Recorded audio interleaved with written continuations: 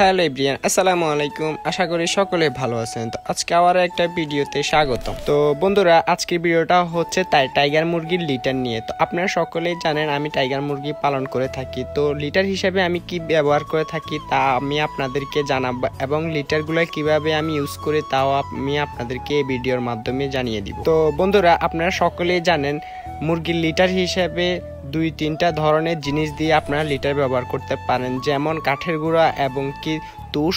আরও বিভিন্ন মানুষ খড় দিয়ে লিটার হিসেবে ব্যবহার করে। তো আমি দুইটা জিনিস ইউজ করি, কাঠের গুঁড়া এবং কি তুষ। তো এখন বলি তুষ এবং কাঠের গুঁড়ার বেনিফিট কি।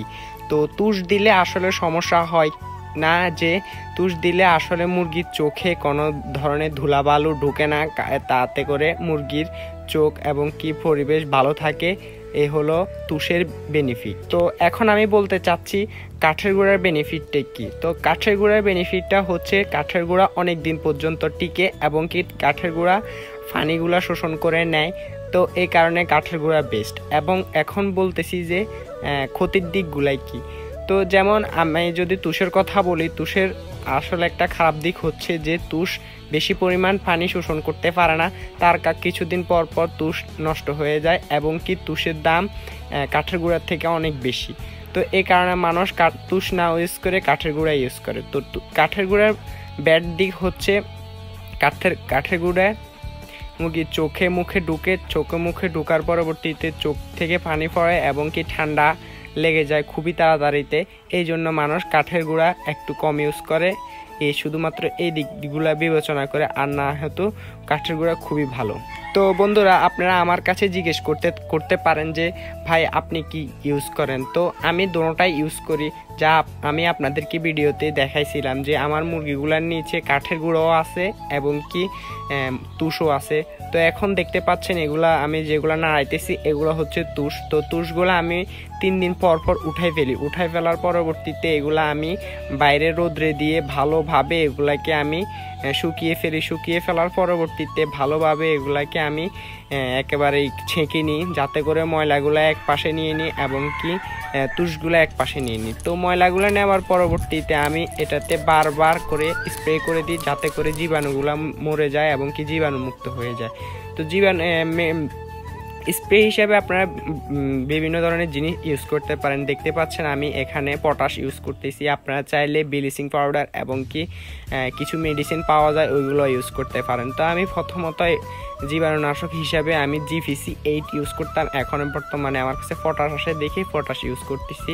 কিছুদিনের ভিতর আমি মেডিসিন নিয়ে আসবো। তো বন্ধুরা, আপনারা চাইলে আমার মতো ব্যবহার করতে পারেন তুষ এবং কিল কাঠের গুঁড়ার বেনিফিট হচ্ছে আপনাদেরকে বলছিলাম যে কাঠের গুঁড়া ইউজ করলে আপনারা ভালোভাবে পানি শোষণ করতে পারেন, এবং কি কাঠের গুঁড়ার উপর দিয়ে আপনারা চাইলে তুষ দিতে পারেন। তুষ দিলে ভালোভাবে মুরগি থাকবে, এবং কি শীতের কারণে এখন মোটামুটি ভালো একটা তাপ অনুভব করবে। চাইলে আপনারা এভাবে তুষ এবং কি কাঠের গুঁড়া একসাথে করে এগুলাতে আপনারা মুরগির লিটার হিসেবে ব্যবহার করতে পারেন। তো বিশেষ করে মুরগির লিটার নিয়ে কিছু কথা। মুরগির লিটার আসলে আপনারা ভালোভাবে একেবারে রৌদ্র দিয়ে ভালোভাবে ঝরঝরা করে নেবেন, না হয় মুরগির লিটারে যদি গ্যাস থেকে থাকে তো আপনারা এই গ্যাস আলা লিটারগুলো যদি আবারও দেন তাহলে মুরগির বহুত সমস্যা হইতে পারে, অ্যামোনিয়া সমস্যা হইতে পারে, বিভিন্ন ধরনের রোগ বালায় বাড়তে পারে। তো আপনারা এই দিক দিয়ে সতর্ক থাকবেন, ভালোভাবে আপনারা লিটার ম্যানেজমেন্ট ভালো রাখবেন। কারণ লিটার ম্যানেজমেন্ট ভালো না রাখলে মুরগি সুস্থ থাকবে না, মুরগি সুস্থ না থাকলে আপনারা লাভ করতে পারবেন না। তো আমি এই ভিডিওটা এই জন্য করা, যাতে করে আপনারা আমার ভিডিওটা দেখে ভালোভাবে তুষ ম্যানেজমেন্ট করতে পারেন। এভাবে আপনারা চাইলে আপনাদের হাতে যদি সময় থাকে অল্প কিছু যারা মুরগি পালন করেন তারা আমার মতো করতে পারেন।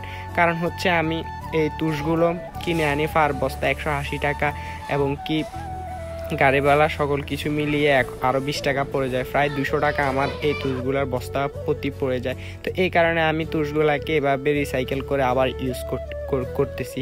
তো আপনারা যদি আপনাদের অল্প মুরগি হয় এবং কি আপনাদের হাতে সময় থাকে তাহলে আপনারা এভাবে মুরগি পালন করতে পারেন। তো আমি এর পাশাপাশি আমি কাঠের গুঁড়ো ইউজ করি। কাঠের গুঁড়ো আমার কোনো টাকা লাগে না, কারণ আমার বাড়ির পাশ থেকে আমি নিয়ে আসি, ওনাদেরকে অল্প কিছু টাকা দিলেই চলে। তো বন্ধুরা, আরেকটা কথা না বললেই নয়, আপনারা অল্প কিছু টাকার জন্য যদি লিটার ম্যানেজমেন্টে আপনারা একটু ডিলে দেন তাহলে আপনাদের অনেক বড় ক্ষতির সম্মুখীন হতে পারেন। যদি আপনারা আমার এই ভিডিও দেখে 1টা লিটার বারবার দিতে চান তাহলে আপনারা ভালোভাবে নিশ্চিত হতে হবে যে আপনার লিটারগুলো গ্যাস মুক্ত, জীবাণুমুক্ত এবং কি সঠিকভাবে শুকনো। তার পরবর্তীতে আপনারা চাইলে এটা রিসাইকেল করে ইউজ করতে পারেন। অথচ আপনারা যদি আমার ভিডিও দেখে যদি এভাবে করতে চান তাহলে আপনারা খুবই ক্ষতির সম্মুখীন হতে পারেন। আপনাদেরকে আগে আমি সতর্ক করে দিচ্ছি, কারণ এভাবে আমি গতবার অনেক বড় একটা খাইছিলাম। কারণ হচ্ছে আমি ভালোভাবে না শুকাই, আবার এই গ্যাসযুক্ত আমি লিটারটা আবার পরবর্তীতে ইউজ করার পরবর্তীতে আমার মুরগিগুলার ঠান্ডা লেগে গেছে এবং কি বিভিন্ন সমস্যা দেখা দিছে। তো বন্ধুরা, সতর্ক হয়ে আপনারা মুরগি পালন করবেন। আমি দোয়া করি যাতে করে আপনাদের মুরগি ভালো থাকে। আপনারা আমাদের জন্য দোয়া করবেন যাতে আমরা খামার ভালোভাবে পরিচালনা করতে পারি, মুরগিগুলো সুস্থ সবল রাখতে পারি। তো এই হলো মোটামুটি আজকের ভিডিও। সবাই ভালো থাকবেন, সুস্থ থাকবেন, আমার জন্য দোয়া করবেন। আসসালামু আলাইকুম।